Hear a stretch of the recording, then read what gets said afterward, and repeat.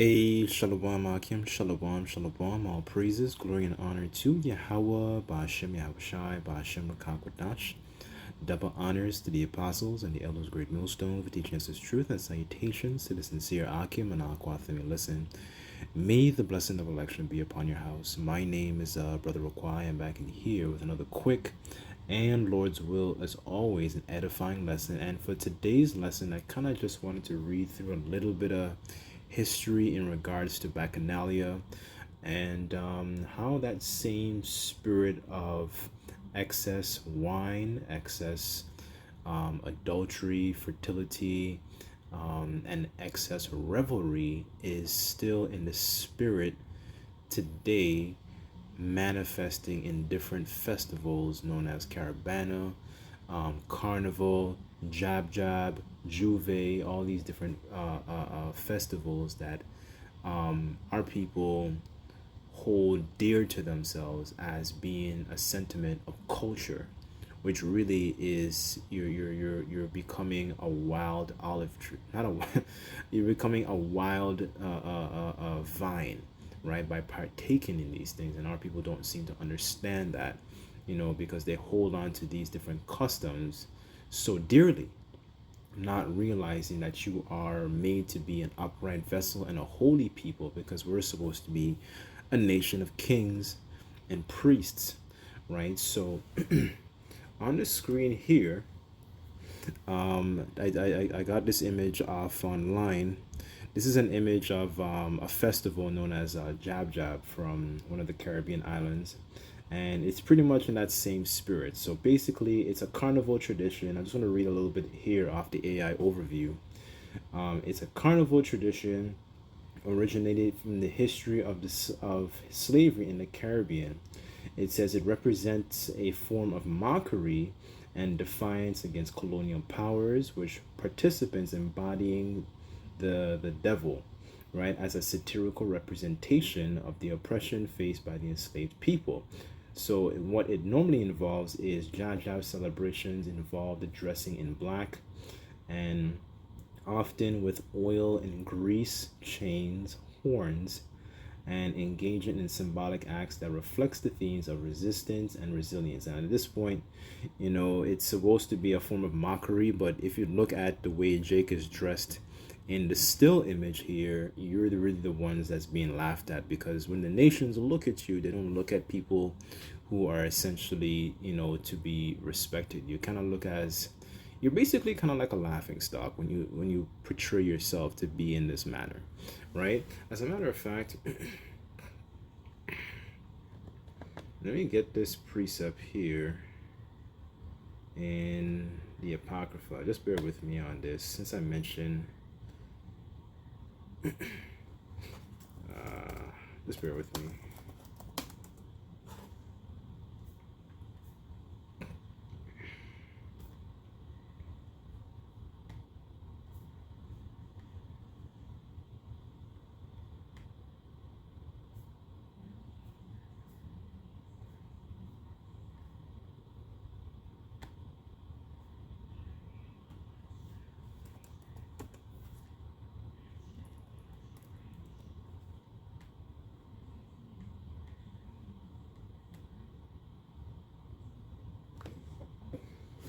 Okay, this is Sirach 42, verse 11, and it says, "Keep a sure watch over a shameless daughter, lest she make thee a laughing stock into thine enemies, a bywords in the city, and a reproach among the people, and make thee ashamed before the multitude," right? So I'm reading this to show that the nation, our nation is in the spirit of a shameless daughter, because this is the type of behavior that, they're displaying towards the eyes of their enemies.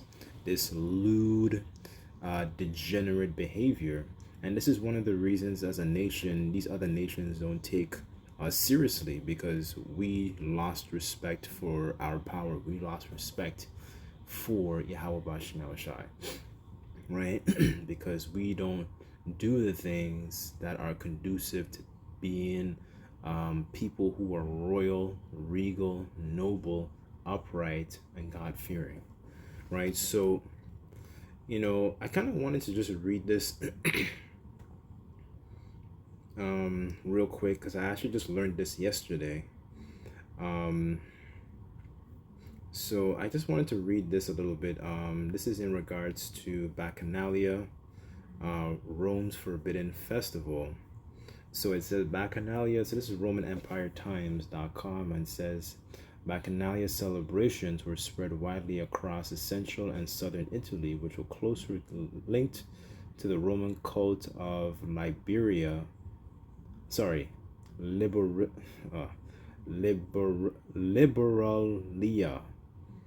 dedicated to the deities Liber and Libera, also known as Proserpina.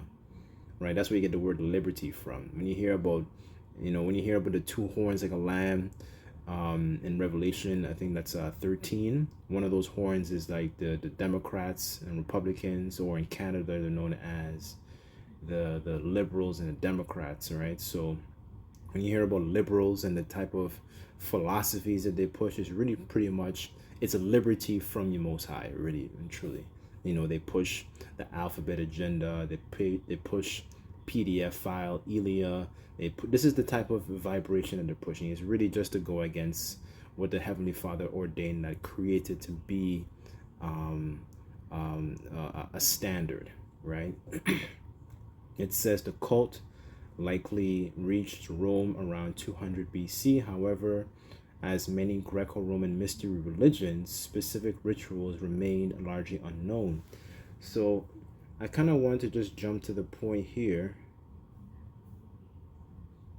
It says that the Roman Senate responded by legislating against the Bacchanalia in 186 BCE, which is before Common Era, or also known as before the Messiah, basically, right? Before Christ. It says imposing restrictions on the size, organization, and priesthoods of the rites under threat of death. This says this legislation may have been more than asserting the Senate's civil and religious authority following the crises of the Second Punic War than about the lurid rumors of Livy describes, right? So it's also known, Bacchus is also known as, that's where you get the Greek god Bacchus, the god of wine. And it's also known in the Greek, also known as Dionysus. It's pretty much the same sentiment, right? So it says down here, it says the cult of Bacchus, and it says in his account of the Bacchanalia affair in 186 BCE, depicted the cult of Bacchus as contagion morbi, which I believe is morbid contagion in English. And it says, or polluting sickness that endangered Roman society. So this was an event that was actually banned. This was a practice that was banned, right? Because of its lewd behavior. And it says the Senate responded with a large-scale purge, reportedly persecuting over 7,000 followers of the cult and banning all forms of non-traditional Bacchus worship. It says that's pretty much it. I kind of just wanted to read that because I actually did not know that. This is something that I'm recently learning myself, right? But I kind of just wanted to kind of just go through, because this spirit of Bacchus, Bacchanalia, is the same spirit that has existed in the ancient times, right? So let me just get Ecclesiastes real quick.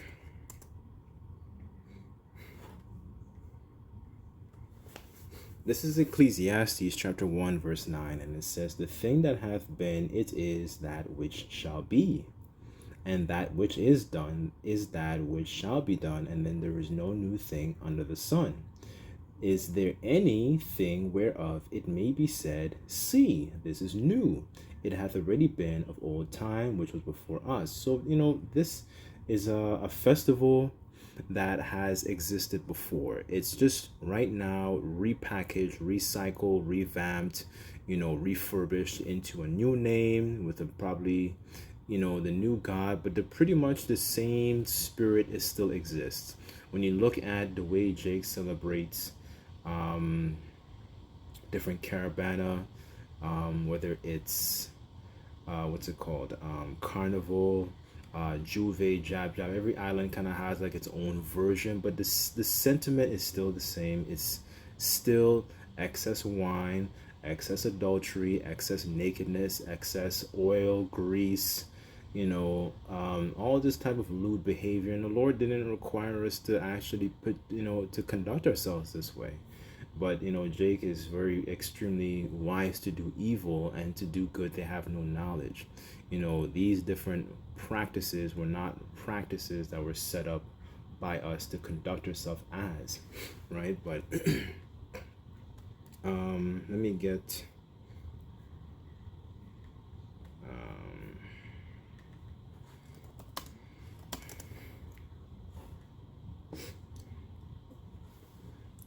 this is Lamentations chapter 4 verse 1, and it says, how is the gold become dim? How is the most fine gold changed? The stones of the sanctuary are poured out in the top of every street. The precious sons of Zion, comparable to fine gold, how are they esteemed as earthen pitchers, the work of the hands of a potter, right? So we went from a very, very degenerate state. And this is why a lot of our people don't live, we don't live as long as we used to, because this is because the scriptures talk about how the wages of sin is death. So, by us indulging in these filthy, abominable works, we began to live a lot shorter. We don't live as long as we do because we don't actually promote a vibration of righteousness. Look at the image again. You see men dressed in black, which is interesting because they actually are black.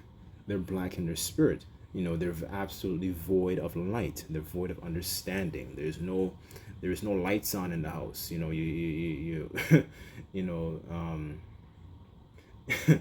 When you have so that's interesting too, because if there's no lights on in the house, you're very susceptible to burglars.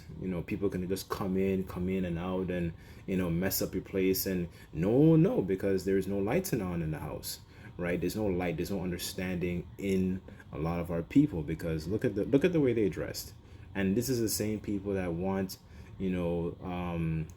they want other nations to respect them. They want to be so-called equal. They want to be, seen as upright people. They want to be seen as beasts. But look at the way you conduct yourself. You conduct yourself as beasts, right? Of course, what I will say this is also, there is also a flip side to this, because Jake's nurturing, especially in America, what Esau does is capitalizes off of Jake's wicked behavior, where through example like music and so on and so forth, right? But look at these different environments, because this is also an environment where Jake is normally amongst their own, but they still behave as a wretch. They still behave as people who are lewd, and we were not created to be that way, right? So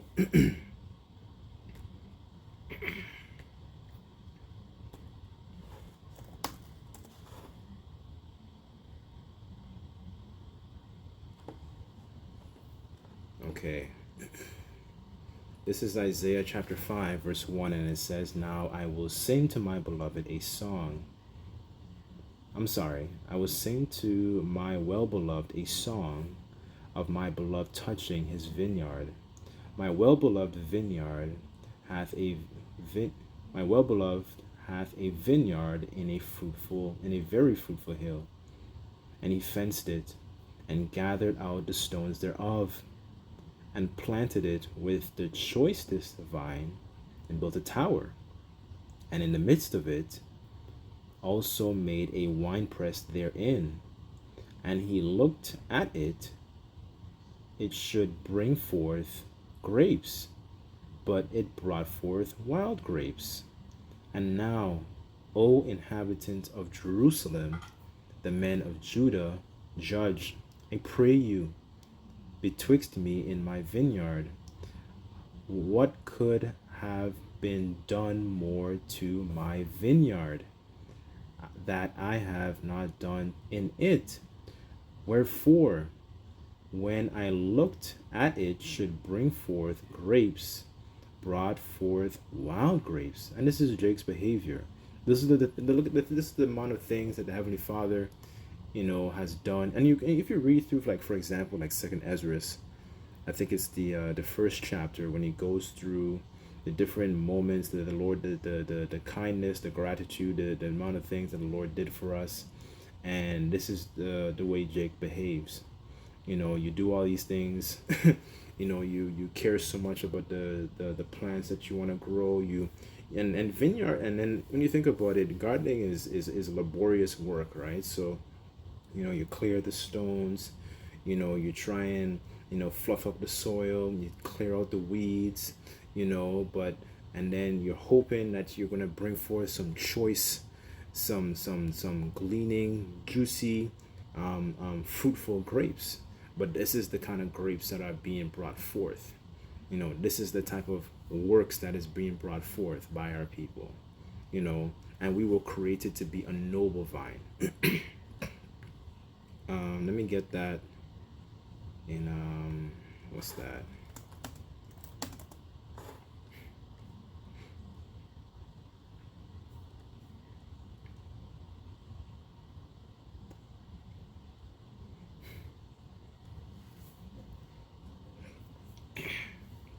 This is Jeremiah 2, verse 21.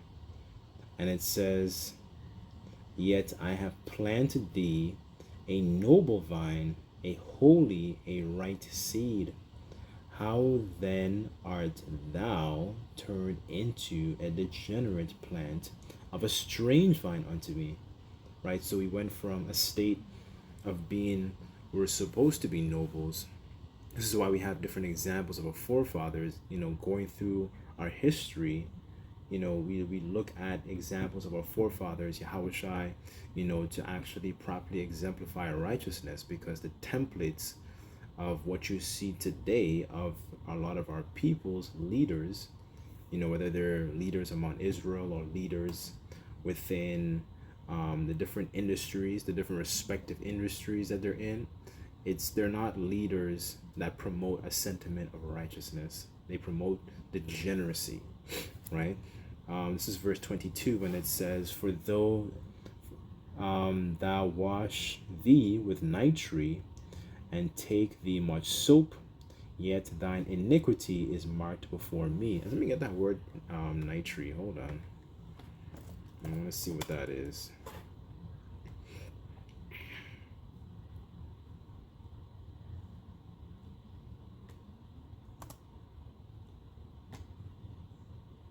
Just for edification, this is hold on.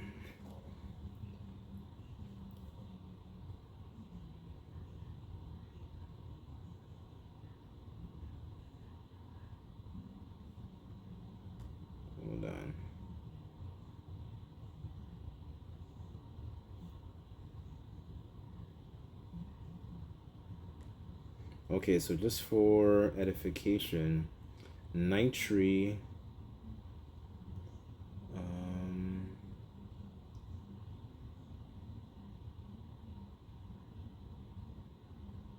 so it was used with vinegar and being used in washing, neither of which particularly applies to what is now.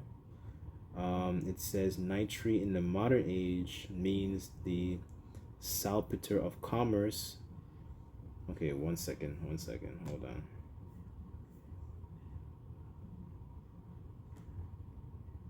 Okay, let's see what Bible Hub says. So nitre, referred to in the Bible, is commonly understood to be a naturally occurring mineral substance which in the ancient times was used for cleaning and purification purposes. The term nitre in the biblical context is often associated with what we know as today as sodium carbonate or a similar alkaline substance. It is important to note that nitrate mentioned in the Bible is not the same as modern chemical compound potassium nitrate, known as saltpeter, right? So essentially, it was a cleaning substance used for purification, right? So it was also what is normally known as today as sodium carbonate. So I guess it's kind of like a chalk-like substance, because chalk, like to write on a blackboard, is like I think it's called calcium carbonate, but it's around that same sentiment, right? But the point is, you know, um, Jay can take all the cleaning substances, because that's what it really is. It's a cleaning substance to wash off their iniquity, right? You know, but they're still filthy. They're still their minds are still polluted, because this is the way they conduct themselves, right? This is verse 23, and it says, "How can this say, I am not polluted? I have gone after Baalim," right? And you can just substitute Baalim here in this context with Bacchus, Dionysus, all these different gods, all the gods that Jake went after in the time of Judges. I had Baal, and then the Lord, what the Lord would do, he would raise up a judge, but the Lord will also stir up the spirit of the heathen nations to be and act as a whooping stick, to be able to kind of whip us back into, to essentially to shape, right? But their minds weren't cleansed. Their minds were not. Their minds were still essentially uncircumcised, right? So I'll read that verse 23 again. It says, "How can thou say, I am not polluted? I have not gone after Baalim," right? And when you read about Apostle Paul to the Corinthians, the Israelites in Corinth, he said, "I have espoused you to one husband," right? Because as Israelite men, we're not supposed to be going after the ways of other gods. We're not supposed to be consulting essentially with familiar spirits. Always one of the things that Saul did, right? Which is, what I'm saying? We're not supposed to be doing these particular things, right? So it says, and as a matter of fact, the word chaste, it essentially, it means to be pure. We're not devoted to these mindsets of all these other religions, whether it's Allah, whether it's Buddha, whether it's Baalim, whether it's Bacchus, because all these different gods, it promotes a certain type of lewd behavior which contrasts the way the Lord wants us to be, right? So I'll just finish up reading verse 23, and it says, "See thy way in thy valley, know what thou hast done. Thou art a swift dromedary traversing her ways," right? So we're not supposed to conduct ourselves like this. We're supposed to be an upright group of people, right? But our people don't like essentially the responsibility of being a noble, because it takes discipline, it takes etiquette, it takes essentially a certain type of mindset. It takes boundaries, because you can't conduct yourself as anybody. Our people are pretty much like in that happy-go-lucky spirit that, if you go through the movie and you watch the movie Lion King, our people are in the spirit of Simba prior to him returning to Pride Rock and actually establishing order, right? They're kind of just more in that party and bullshit type of spirit, excuse my French, right? So anyways, I didn't really want to make the lesson super long, but I kind of just wanted to touch a little bit more on this how do you call it, this Bacchanalia. It just takes the form, just to recap, it really just takes the form of all these different festivals that you still see and exist today. But even though the name has changed, so today it might be called Caravana or Carnival or whatever, that sentiment, that revelry spirit, that excess wine and that excess, you know, you know, partying spirit, right? Because essentially, there's a, like, we have a saying back home, there's a time and place for everything, and even Solomon's described that in Ecclesiastes, the third chapter. There's a time to mourn, a time to laugh, a time to weep, a time to dance, to roughly paraphrase.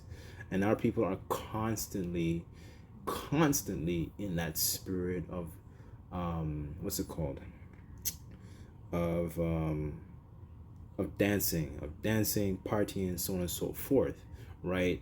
They have no idea about, the certain prophecies, their heritage, where they come from, and neither do they care, right?